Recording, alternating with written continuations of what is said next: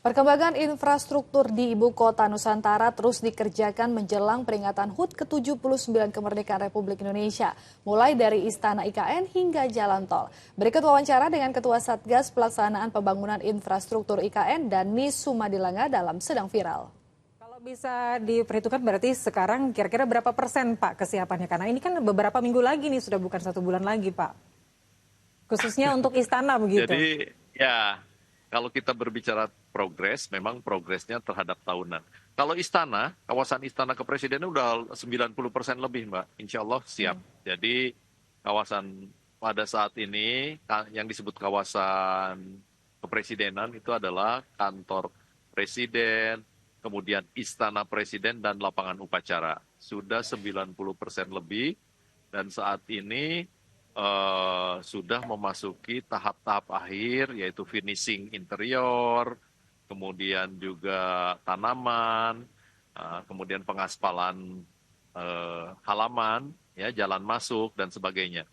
Jadi yang sekitar 10% itu adalah pekerjaan-pekerjaan finishing. Di samping itu juga kami mempersiapkan tadi konektivitas jalan tol 3A, 3B, dan 5A itu sebagai alternatif akses menuju IKN.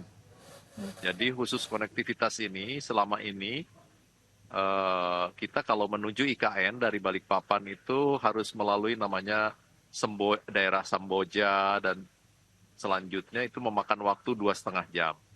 Tapi insya Allah dengan memfungsionalkan jalan tol yang saat ini sedang dibangun sebagai alternatif nanti untuk menuju IKN itu akan menghemat waktu tempuh menjadi 1,5 jam. Jadi ada penghematan kurang lebih 1 jam.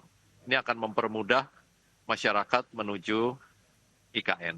Terkait dengan masyarakat sekitar IKN atau warga lokal nih Pak, apakah mereka juga bisa ikut menikmati keberadaan IKN ini dan nantinya warga akan diizinkan untuk masuk atau ikut berbisnis di area-area tertentu di IKN?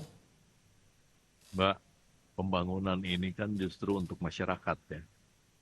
Jadi bukan hanya sekedar berbisnis ataupun menonton, tidak. Ini harus kita sadari bahwa membangun infrastruktur, membangun kota itu adalah membangun peradaban. Manusianya justru yang paling penting. Jadi masyarakat itu sekarang, Mbak, pada masa konstruksi sudah terlibat. Masyarakat sekitar itu sudah terlibat.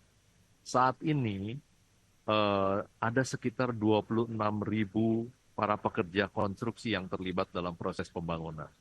Mereka 30% adalah masyarakat yang ada di Kalimantan itu. Sebagian adalah masyarakat sekitar. Itu sudah terlibat.